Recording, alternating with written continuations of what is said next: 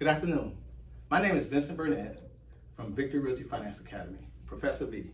We're opening mind and open doors to your successful career in the Florida real estate industry and successful obtaining your sales license as you complete the 63-hour pre-licensing course.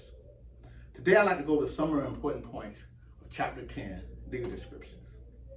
Chapter 10, approximately 4 to 5 questions on the state exam will be related to Chapter 10, Legal Descriptions. So right off the bat, I want to illustrate what are the 3 legal descriptions. And we'll go further detail from highlighted bullet points from your study manual, which you may have online or the respective book, in your respective book, or the student right here in the classroom. There are 3 types of legal descriptions: meets and bounds, government survey, lot and block. I'm ad-libbing, but you correct me if I'm wrong, but off the top of my head, meets and bounds is the oldest form of legal description, most accurate, and typically used for large parcels of land.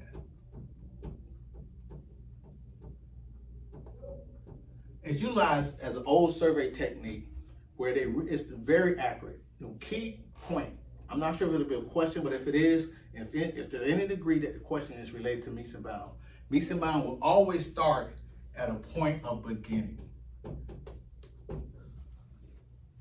Starts at a point of beginning, takes exact, precise measurements, 500 feet west, arc right, left, curve 30 degrees to the river, to the bank, etc. Very accurate. And goes from corners to corner to corner to corner. Those respective markings are called monuments.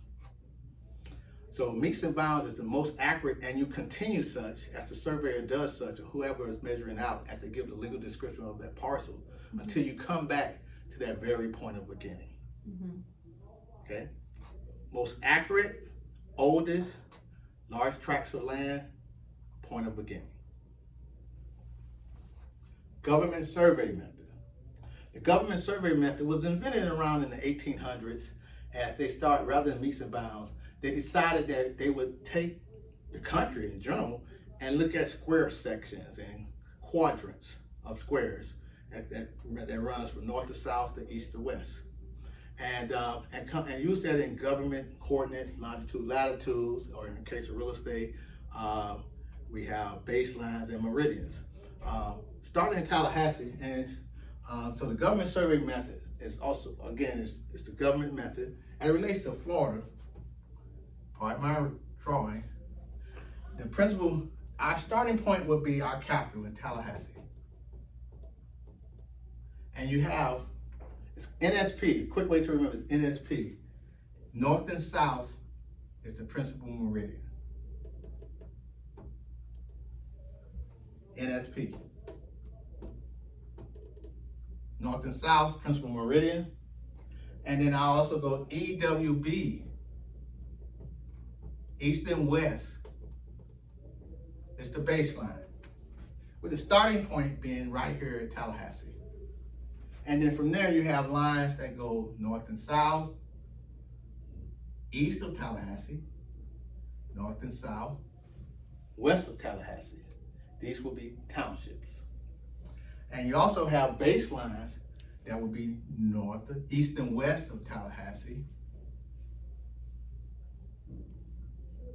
And these would be ranges.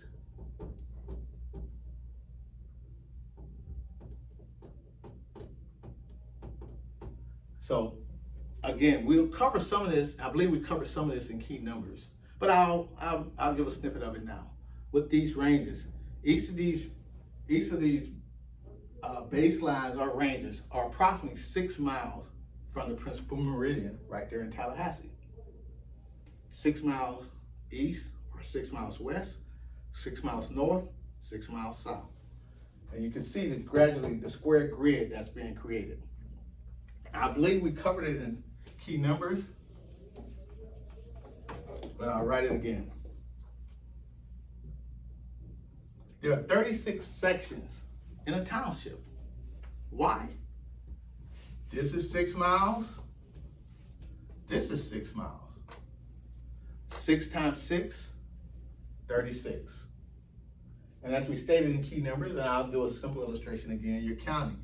Each one of these represent 36 sections. 1, 2, 3, 4, 5, 6. Left, right, left, right, left.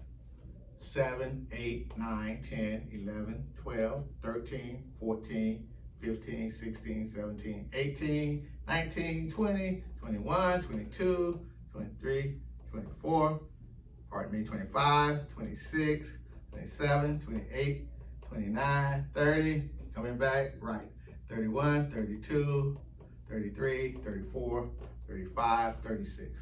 Kind of got off base, but it's just simple counting. 6 square, each one of these represent a section. That's the government survey method, okay? Before I go to lot and block, the test, from the purpose of the test, they may have you further want you to subdivide a section, okay?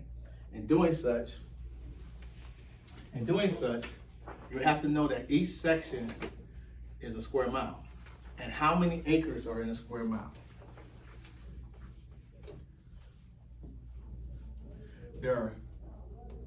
In a square mile, there are 640. Huh? Kiss me? Go ahead. 640. There's 640 acres in a square mile. Okay, and we do know that there is 1 square mile, 1 township is equal to 36 square miles. But when in part of this course, as far as a possible test question or concept that you may need to know, is subdividing that square mile, subdividing that section. Our starting point is 640 acres. So obviously, they split it up. They split it up into quadrants typically. We'll start with the north half and the south half. If it's 640, the north half would be 320. The south half would be 20. As they split into quadrants, which is typically how it's done, this would be the northeast quarter, the northwest quarter, the southwest quarter, the southeast quarter. Each one of these would be, let's see, bad with my math, 160 acres. Okay, yes. 160, 160, 320. 160, 160, 320. 320 plus 320 equals 640. Okay. And then further illustrations, as you go through various examples in your textbook or with your math, just continually divide by typically 2 or 4, 8, etc. For instance, the north half of the northeast quarter would be this.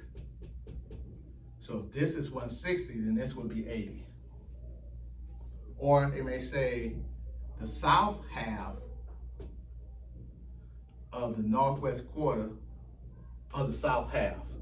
So let's say this is the south half and this is the south half.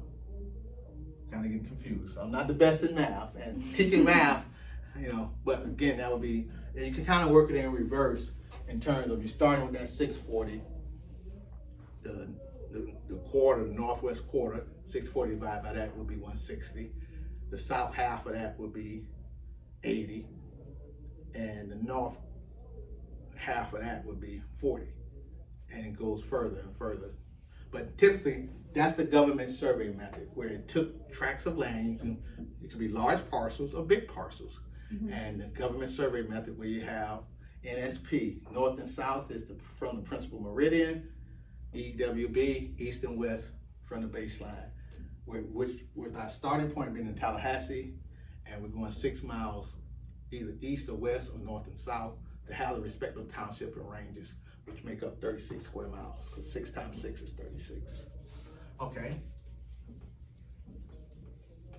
And the final legal description we have is called lot and block.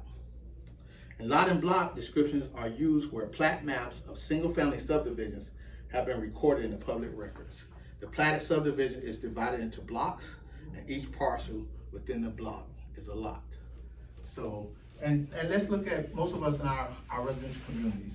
We have lot, this block, across the street, this lot, this lot, this lot. And these homes, this might be block 1. Block 1. Lot 1, Lot 2, Lot 3, Lot 4, Lot 5 of Block 1. And accordingly, this would be Block 2. Lot 1, Lot 2, Lot 3, Lot 4, Lot 5 of Block 2. And again, you may have addresses associated with it, but typically the community could be called, let's say, Miramar Residential Homes, recorded in the plat booking page 3450, recorded in the county where the property is located, Lot 5, Block 1, or Lot 3, Block 1. Again, that is a recognized legal description, but it's not commonly used. In everyday language, everyday use rather, for the non-professional, we use addresses. However, this is a most commonly approached and a very effective way to identify a parcel beyond the address. Addresses change. Recorded subdivision plat maps typically do not. Government survey method, starting from large parcels of land using the government coordinates, you come up with parcel numbers. And meets and bounds is the most accurate, from large parcels to a small finite parcel, started with that point of beginning. So also, I believe in the final chapter, I'm not sure if it's on the summary of important points, but also chapter 5 mentioned in legal description, the assessor tax maps. The assessor tax maps looks at property data, and in that property data, from the county assessor's office, it gives you the legal description, it gives you the parcel ID number, which may have been developed from the government survey method, it gives you ownership information, assessment information. So as a real estate professional, typically the development of these legal descriptions is not underneath our purview. However, understanding them would be. Understanding them, one, to pass the test, the 3 legal descriptions, knowing the difference and the variance among them, but also in your day-to-day practitioner life as a real estate licensee. You need to know the legal description, have the correct legal description written on the contract, written on the listing agreement in order to receive compensation. You need to know that it transcends beyond just the address. Addresses may change. The allotted block probably will not.